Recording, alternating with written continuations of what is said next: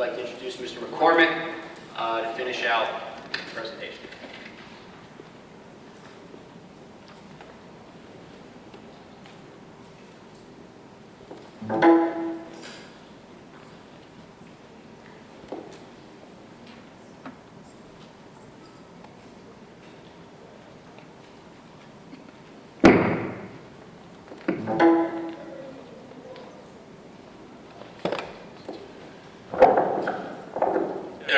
Switch out computers there, guys.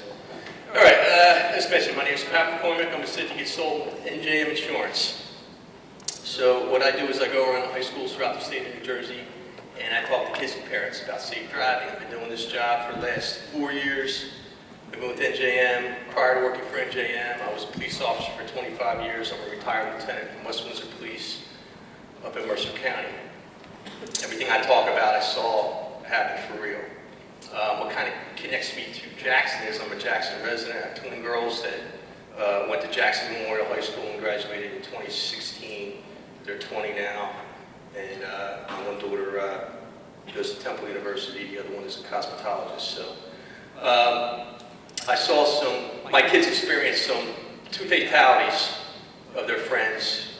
They were in a band with two girls that died their sophomore year. This kind of topic we're getting into today has majorly affected Jackson Township, and the whole reason for this is we're trying to get it to stop.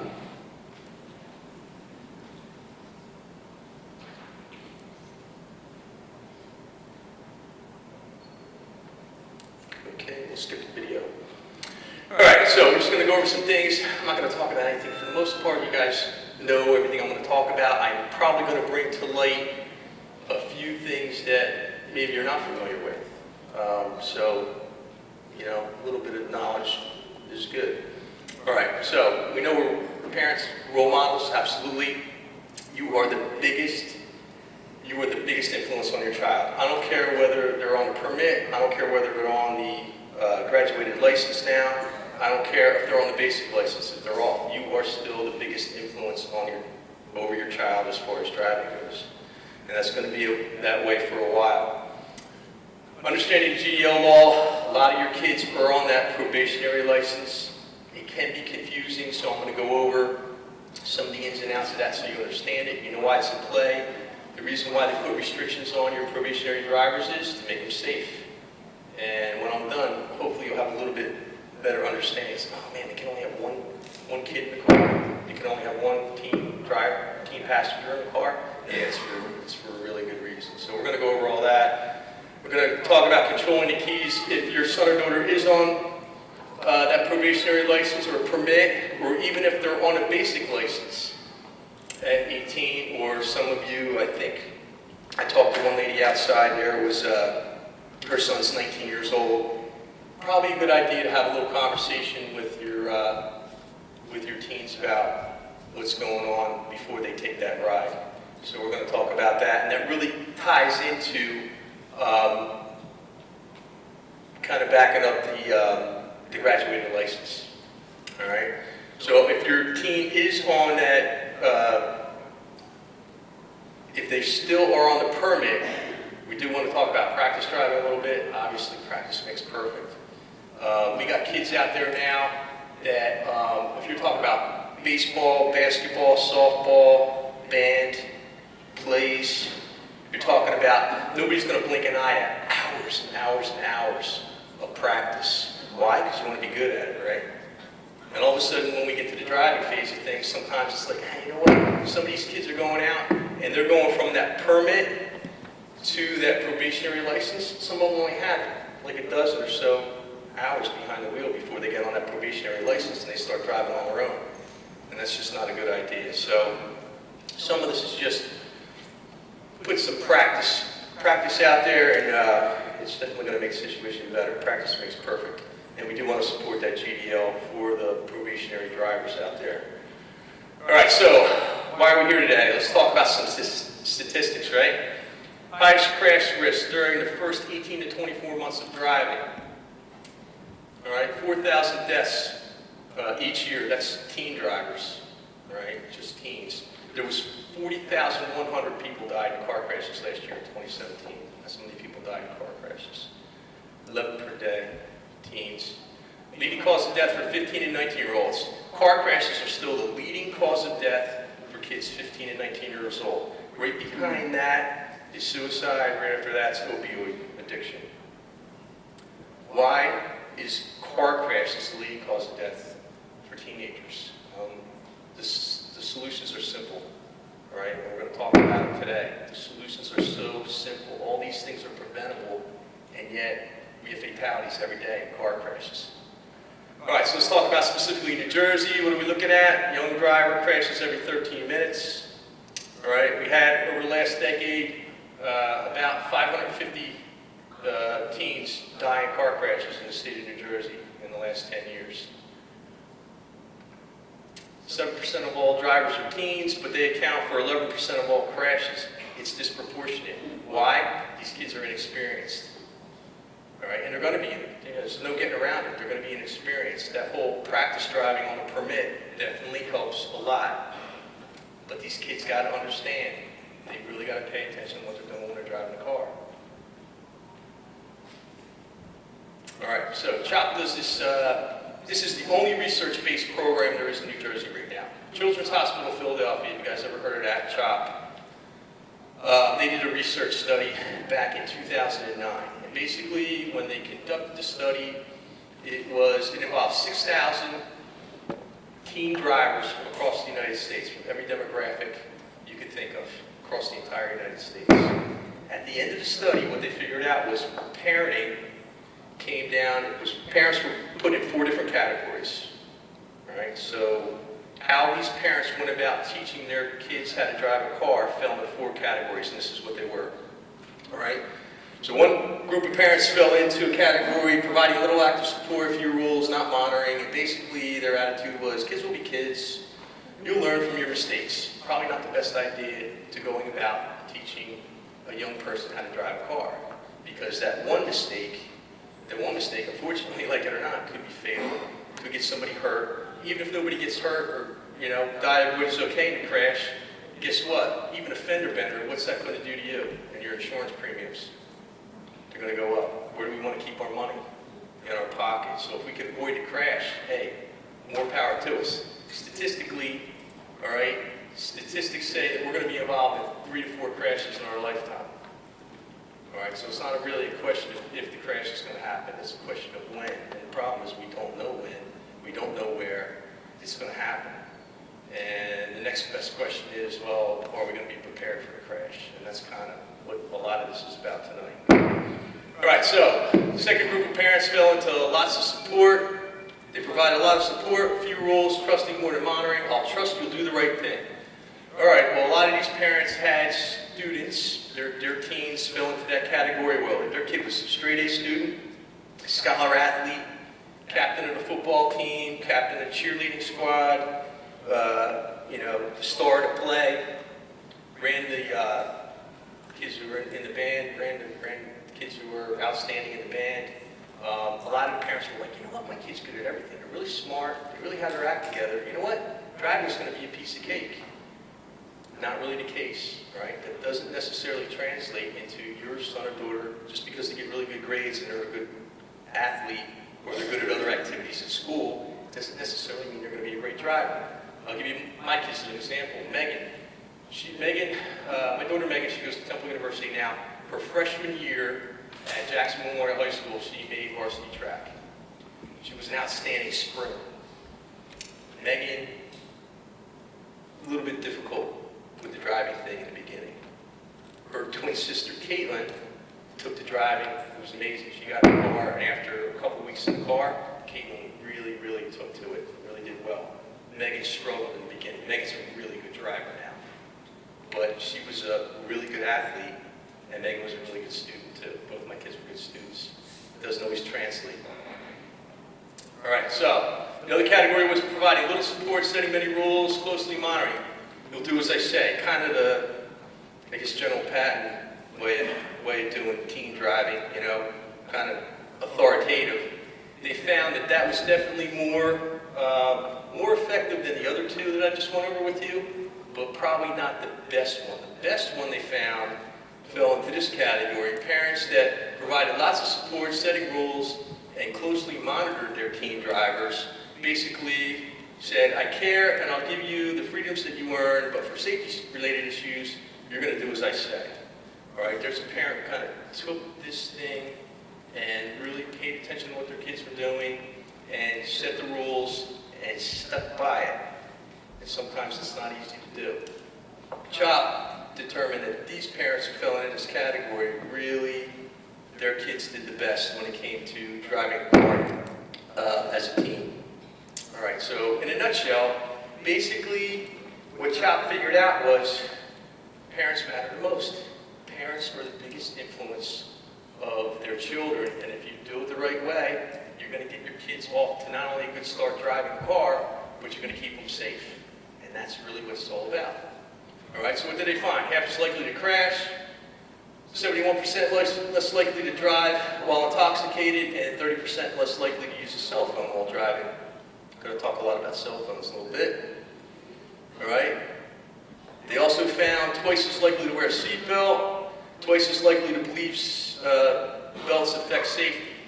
Please, if you get nothing else out of this, I know I'm preaching to the choir here, seatbelts matter the most.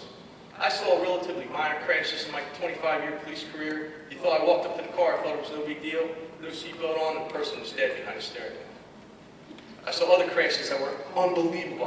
You could not believe a person survived a crash that was as bad as this. I covered about 6 miles of Route 1. The person walked out of that crash, no injury. Unbelievable. Here's where we're having the biggest problem today, hands down, with seatbelts. Back seat. We're doing a pretty good job in the front seats of the car. About 90-95% of people wear seatbelts in the front seats of cars. As soon as we get to the back seat, the last statistic I saw was about 36% of people wear a seatbelt in the back seat. And that's atrocious. One of the worst crashes I saw when I was a cop, family of 4, father goes through a red light, car hits him in the front. Car spins around 2 times, there's a secondary impact on the curb. 13-year-old girl sitting in the back seat on the passenger side of the car. It's the only one in the car who didn't have a seatbelt on that day. Her body went right through the side window. She landed right on the sidewalk, and that kid lost her life in probably less than a second. Everybody else in that same crash, same amount of force, same amount of energy, same everything going on. The only difference was everybody else in the car had a seatbelt on. Her 11-year-old sister sitting right next to her in the back seat walked out of that same crash, not a scratch on her. Mom and Dad walked out of that same crash, very, very minor injury. The solutions to these problems are easy. Back seat, we got to start with a seatbelt no matter where we sit in that car, okay? It's really, really critical. All right, speed. 33% of the kids who died in fatal crashes over the last several years, 33% or 1/3 died because they were going too fast. Did we have it happen here in Jackson Township? Yes, we did. Not too long ago. All right, speed is a critical factor in every crash. The higher the speed, more force and energy will be involved in the crash. The more force and energy involved in the crash, the greater likelihood somebody's going to get hurt bad or somebody's going to lose their life. If we slow down, keep the seatbelt on, pay attention to what we're doing, number one, hopefully we're going to be able to avoid the crash. If we can't avoid the crash, we're going to make it better. We're going to make it not only survivable, probably make it so we walk out of that crash with either very minor injury or no injury at all. And that's all we need to do. Who cares about the car? That's why we have insurance, okay? We've got to walk out of these crashes. And we should be. We should be. All right, this is when your child started learning how to drive a car, right here. Okay? As soon as they get in that forward-facing child safety seat, they start to learn how to drive a car. Who are they watching? Mom and Dad. All right? So, we already talked about buckle up. We know how important that is, obviously. All right? We want to avoid distractions. Let's talk about the 2 main distractions that affect our kids. All right? Number 1 is passenger distractions. That's why the graduated license says you're only allowed to have 1 teen passenger in the car unless a parent or guardian's in the car with you. All right? Passenger distractions are the biggest cause of crashes for teenagers, hands down. The second leading cause of crashes for teens, no shock, is right here in a little box everybody carries around with them. All right, second leading cause of crashes for teenagers is the cell phone. It caused 1.6 million crashes last year throughout the United States. All right, this thing is really getting our kids in trouble. When my kids started driving a car, I got to tell you, this thing scared the heck out of me. My daughter goes to Temple University. Megan can set records with this thing. I'm not kidding. Started using a cell phone. 6th grade, they got their first cell phone. Our kids, it's their culture. It wasn't ours. It wasn't mine. Okay? It's the culture of this generation. They don't know what it's like not to have a cell phone. And they take it with them everywhere they go. If they're driving down the road and that phone's accessible to them and it goes off and they know it goes off, they're going to pick it up and they're going to look at it. If they pick that phone up and look at it just for a second or two when they're driving a car, it could get them killed.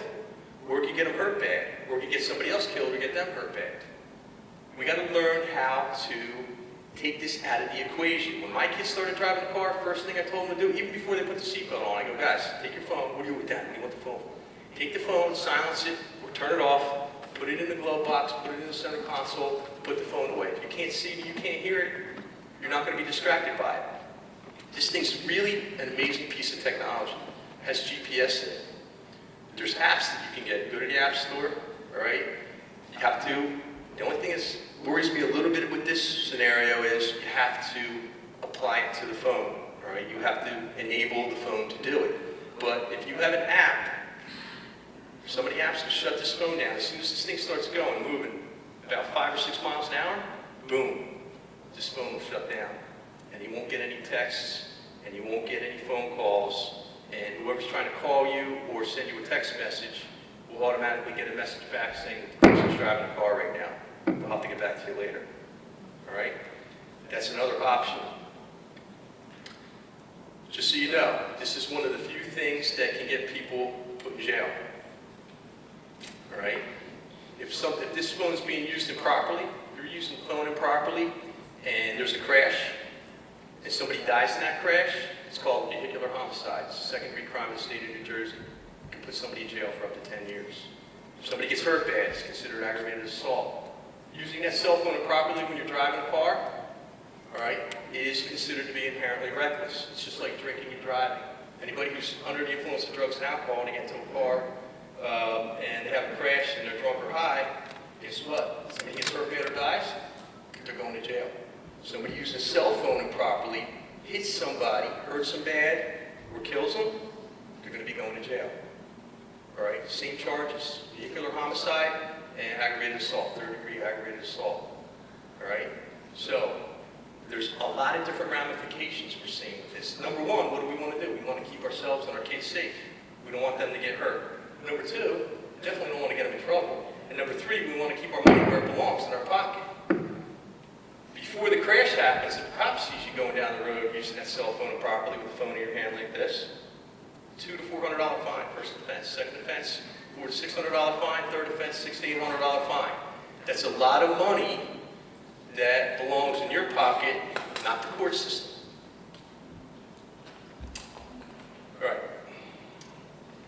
Obviously, follow speed limit. We talked about speed. Critical factor in every crash. Avoid aggressive behavior. And drive responsibly. Hey, listen, it's busy. We live in central New Jersey, and it's a busy place to drive a car. I've seen minor incidents that started out with just a minor motor vehicle offense turn into a real mess. Because what happens is sometimes people are hot-headed. You do not know who's in that other car. And believe me, some of the people that drive on our roadways, maybe not the best people. They might not be the best people. And sometimes they don't handle somebody beeping at them excessively, or maybe saying some things verbally, or maybe some nonverbal hand gestures out the window, set some people off. I'll give you an example. Everybody know where Quaker Bridge Mall is? Quaker Bridge Mall, right between Lawrence and West Windsor Township. Quaker Bridge Road runs right next to the Quaker Bridge Mall. Person cuts somebody off, no big deal. Person gets on the horn, starts yelling out the window at this person. starts flashing them some nonverbal hand gestures. Next thing you know, that person's followed into a parking lot around the corner, into an apartment complex. The guy in the car that was upset took out a 9mm handgun and shot 6 rounds into the vehicle, who was beeping hard at the person and yelling at him and all that good stuff. By the grace of God, nobody was sitting in the passenger seat of the car. If they were, 2 rounds went right through the passenger seat of that vehicle. And no doubt, if somebody had been there, probably would have been a good day. It's all the little stuff. You gotta let it go. Let it go. And this is what we need to convey to our kids. You know, hey, listen, you gotta relax. You gotta warn somebody. It's okay to warn somebody with a horn, but don't get too crazy. All right, control the keys. All right, teens who ask for permission to use a car are half as likely to be involved in a crash. And it's this simple. What 3 questions do you think you'd ask your child before they were going out for a ride with their friends and they're going to take the car? What 3 questions? What do you think? Where are you going? Who are you going with? And what time are you going to be home? Those 3 simple questions really lock your child into, hey, what are we doing for tonight? Okay? And who are you going out with? They're allowed to have, on the probationary license, they're allowed to have 1 teen passenger with them. And the reason being is, that's the biggest cause of crashes for teens, too many kids in the car. So when you ask that question and they tell you 3 or 4 of their friends are going in the car with them, well, wrong answer. You can have 1. The other one lends to, which really supports that GDL. The other one is, what time are you going to be home? These kids can't be out on the road after 11:01 at night. There's a couple exceptions I'm going to go over in a minute. The second biggest problem, 40% of the kids who died in fatal crashes over the last several years, 40% of them died after 9 o'clock at night. So we want to, your kid's going to be driving at night, but we want to limit how much they're going to be driving at night. All right, so there's 3 simple questions really, really go a long way. Your child, probably not a good idea for them just to have total access to that car. All right, I'm going to go over permit requirement. I know this is a bunch of seniors. Permits, probably not too many left in here. I'm just going to go over it real quick. I want to get you guys out of here on time. All right, student permit, you have to be 16 years old. You have to go through that behind-the-wheel, motor vehicle approved behind-the-wheel 6-hour course, all right, which does cost some money. You have to have the written and vision test, and then you can get that permit at 16. I think that's a good idea because that will allow you to drive really for a full year. That's at 6 months. You really can drive for a full year up until 17 when you get your probationary license. Examination permit still works pretty good. It's a little bit cheaper because you don't have to go through that motor vehicle approved behind the wheel training course. Still have to have parental consent and pass the vision and knowledge test and drive for at least 6 months supervised. All right, so let's go to the probationary license. Probationary license, you have to be at least 17 years old. You have to pass that motor vehicle road test at DMV. And then you practice unsupervised driving for a year. Now, just so you guys know, because this is a lot of you are going to be coming into this maybe not too long from now. Your child, let's say they got their license at 17, they're turning 18. Make sure you go back to DMV and get the license turned over to the basic license. If you don't do that, all the rules that apply to their probationary license will stay in play even though your child turns 18 years old. So let's say your child's 18 and a half, they never went to DMV to get the license switched over, and they're driving after 11 o'clock at night. Well, they're potentially going to get a ticket for driving late because they're still on the probationary license. Why does New Jersey make you come back to get the basic license switched over? What do they want? They want their money. We live in New Jersey, guys. What can you do? What can you do? All right. So just make sure you get that switched over. All right, so restrictions for the GDL. Once again, 1101, the reason being, once again, 40% of the kids who died was at nighttime, after 9 o'clock at night. We want to see these kids get home. There are 2 exceptions, work exception, religious exception. Let's say your son or daughter works at McDonald's, they get home at 11 o'clock at night. That's fine. Their employer has to write them a note with all the information, where the establishment is that they work, whoever's in charge, their boss's name, contact information, phone number, email, all that good stuff. If they happen to get stopped, they just show the officer, hey, I was working at McDonald's. This is my boss. You can call him and check it out. The officer most likely the next day is probably going to follow up on that because believe it or not, we do have some people that do lie from time to time.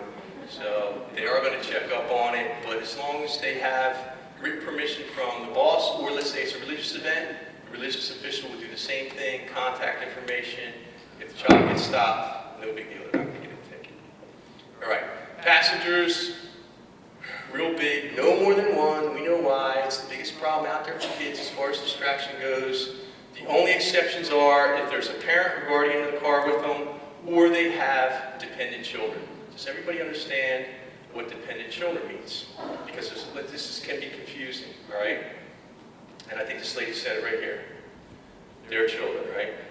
Their children, that's correct. So if your child has a child or two, they can transport them in the car more than one. They can transport more than one person. If it's a niece, nephew, cousin, sibling, brother or sister, who could be the toughest people you think to put in the car for a young driver? Probably brothers and sisters, maybe? I don't know. I know my brother's pretty tough at 15. He's a little younger. He was a little bit younger than me, but we really want to restrict it to one passenger. The only exceptions, parent, guardian, or dependent children. Seatbelts, we talked about that. Seatbelts are required, period. Cell phone. All right, we talked about the cell phone. Let's talk about the other stuff in the car. All right, we know the deal with the cell phone. Put the cell phone away. Put it on an app. They cannot use that phone in the car. It's going to cost you money, could cost you your life. There's a lot of other things in that car that can distract you, electronics-wise. All right? Now, just so you know, like if you have a GPS that's built into the car, your child cannot drive down the road using the cell phone, giving out directions, even if they're not looking at it, with the cell phone playing out and listening to it. They can't do it on a probationary license. No go. They can.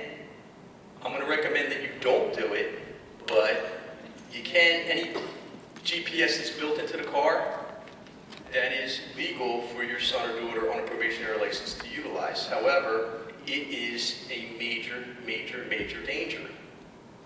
You know how many people, just before I retired, I talk to my cops every day, and they're like, hey, I had another one.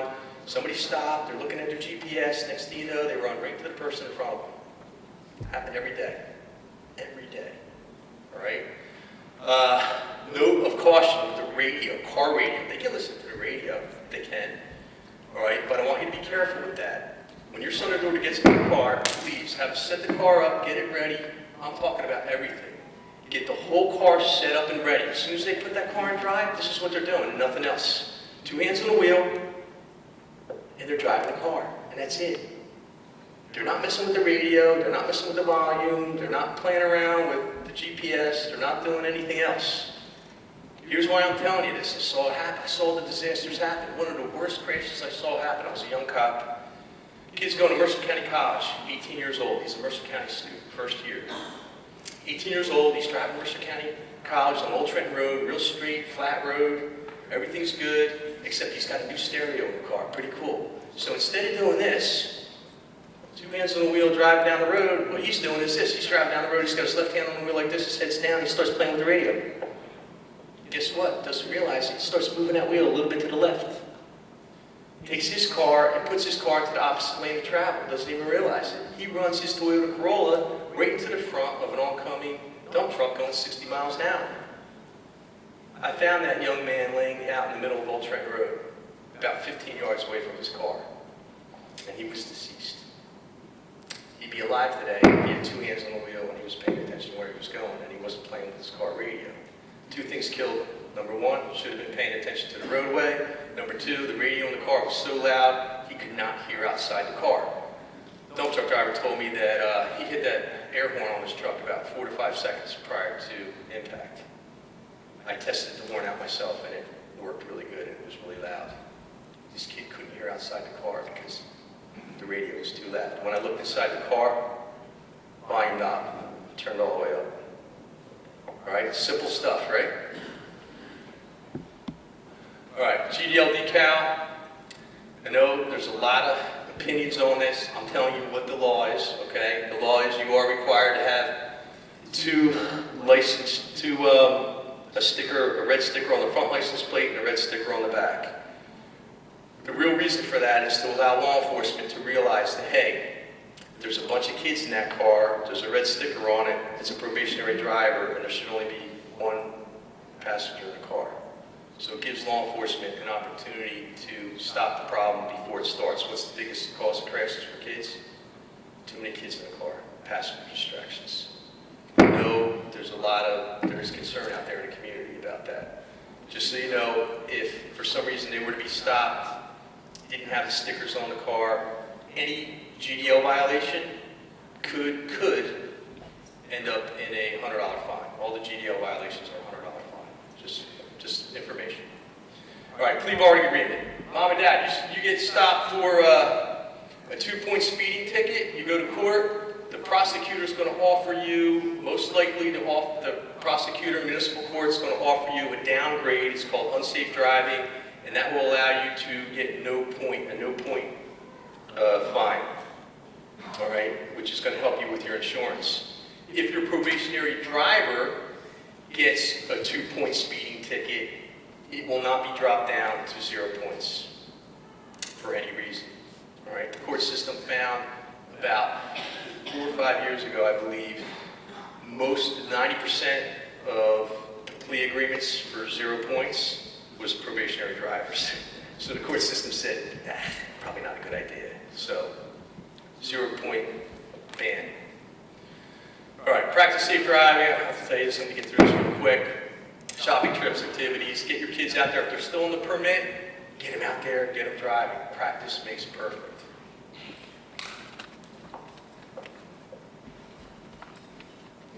I said, what happened to Sydney? Is it true? I check Facebook and all of a sudden there's all these like, I love you Sydney, RIPs, and I'm like, what? So I tried calling her, she didn't answer. I tried calling her mom didn't answer. And then finally I drove over to her house and she wasn't there. It was horrible. She was the most amazing person that I've ever met. She was never like that person that like put people in a bad mood. She was always trying to put people in a good mood. She was one of the best people I know. Her heart was so big. I've never met anybody with a heart as big as hers.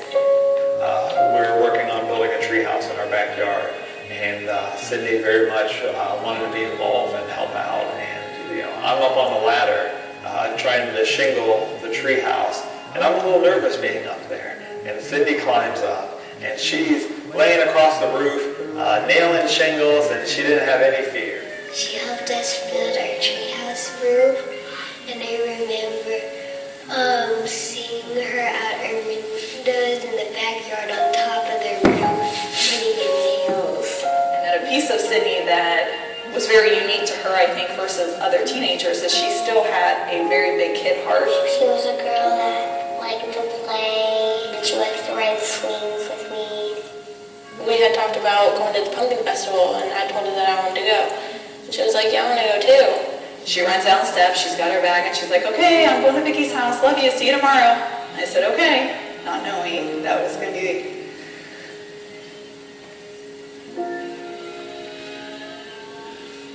The last time she ever spoke to me. That night they were heading back from Pumpkin Farm, and they were heading down the highway, and Joe, the passenger, was looking at his cell phone, and he felt the car jerk. It hit on the other side of the grassy median and flipped the car over. I was very close to hitting the car myself, so I kind of closed my eyes, I think, and slammed on my brakes, and that's whenever I got out of the car and saw Joseph jump right out, and I realized that he was searching for Sydney, so that's when I started helping him look for her, and I saw Sydney in the ditch. At that point, still didn't really have a full grasp of what happened. I just knew that it was a vehicle that crossed the median rolled over and somebody had been ejected, which me immediately being able to say is that the seatbelt wasn't worn on the case. I started calling the hospital after a hospital until finally they answered and told me that she was there. We were using medications for her blood pressure to keep her heart beating. We were using the ventilator to keep her breathing. We finally made it to the emergency room, and when the highway patrol people showed up and he said she was ejected from the vehicle, she wasn't wearing her seatbelt. I thought, why? Why did she have it on? And then the ER doctor comes in and he's like, she's very, very sick.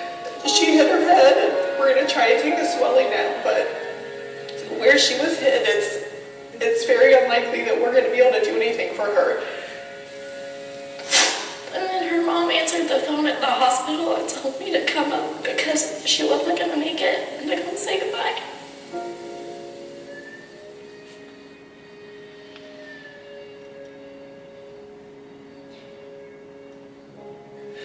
We knew the whole time that we were at the hospital that we were going to have a conversation with our kids and let them know that she's not coming home. And it was almost like hearing it again because you're experiencing their brand new grief. I started crying and I was like crying against my mom and hugging her. We miss her tremendously. We keep her in our conversations on a daily basis. She's still a very integral part of our lives, even though she's not here. Miss having fun with her. I miss being friends with her and playing elephants and a lot of stuff like that. There was still a lot of unanswered questions of why. A bunch of cops came over and started asking me a bunch of questions where are we going, what happened, why did you swerve off the road, and I was just I saw her when we were going off the road, she threw her phone. Start putting everything together and realizing that this is a texting and driving crash. We were able to specifically say it was texting and not anything else. Learning from this for Sydney, because it affected us as healthcare workers, it affected us as people, it affected us as mothers and aunts and cousins and sisters. This is something that isn't just going to affect you. This is something that so preventable. These kids don't need to be so distracted. There's nothing that's important enough that's going to cause you to lose your life. There's not a single thing important enough. For some reason, she made a bad decision that day. She clearly was touching her phone, and whether it was texting or looking at something on her phone, that caused the accident. And she also made a bad decision not to wear her seatbelt.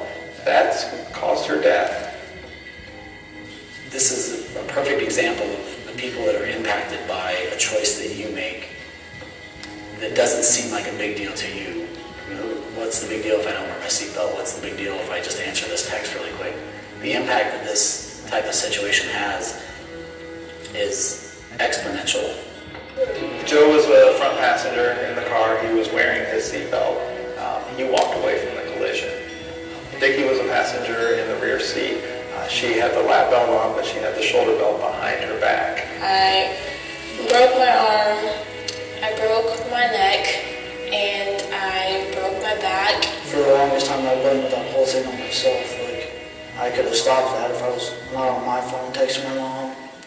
I don't remember the accident. I don't remember when it happened. I was sorry that I didn't get to tell her bye or that I loved her. I thought she just wasn't going to graduate with us. I was sorry that it even happened.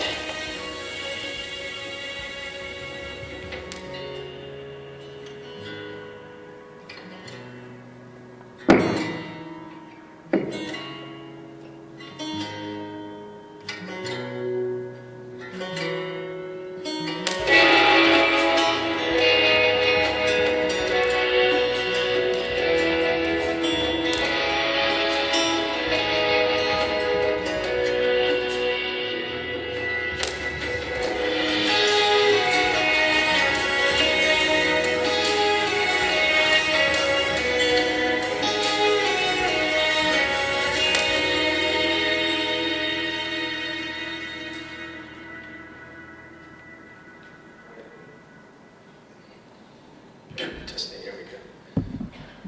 That's what I'm talking about. Total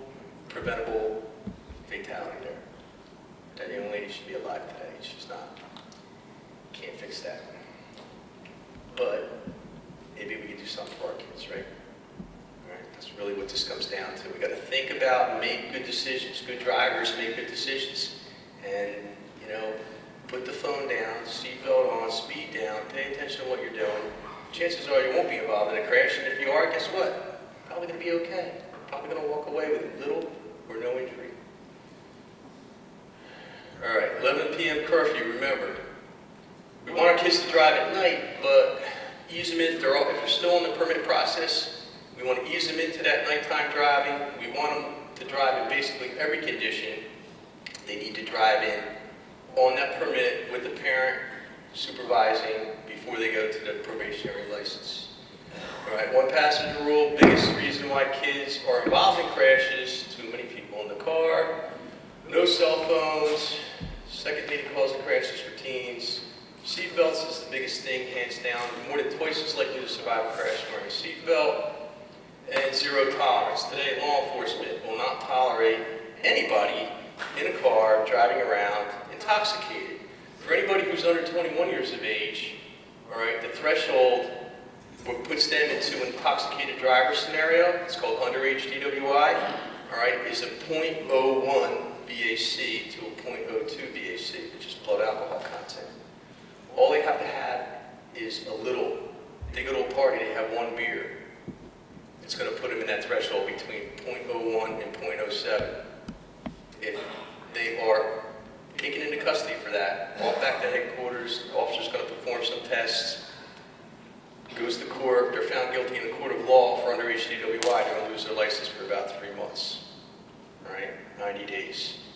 If they're a 0.08 BAC, that's legally intoxicated in the state of New Jersey, regardless of age, that's going to, first offense, it's going to get somebody to lose their license for 3 to 6 months. If the person happens to be a 0.1 BAC, first offense, they're going to lose their license 7 months to a year. All right? And I saw some people lose their lives because of the BAC. All right? If somebody's intoxicated, whether it's drugs or alcohol, and they cause a crash, and they kill somebody or they hurt them bad, once again, if they kill somebody, it's a fatality, vehicular homicide, second-degree crime. If they hurt them real bad, aggravated assault, third-degree crime. Both cases, probably looking at some jail time. That second-degree crime will put somebody in jail, potentially in jail for up to 10 years. None of that stuff's good. All right, the resource guide I gave you guys, it goes over everything. It has all the information I talked about tonight. It's a really good tool. All right, on page, for example, on page 7, they outline, it's a parental contract. You can go over all the biggest things that really matter about driving and you think are going to be a potential problem. You can put down some consequences. Consequences can be good or bad. You can outline it. Both you and your child sign it. I think it's a good tool. All right. Tonight, when we're done here, I'm going to turn it over to Mr. Brunson. We're ahead of schedule. We're going to get you out of here on time. I really would like the surveys back. It gives me input from you guys to see, you know, how you feel about all this. Okay. If you can fill out that post-survey on page 3 for me, it'll just take you a minute. On the way out, if you could drop them off on that back table for me. I want to thank you guys.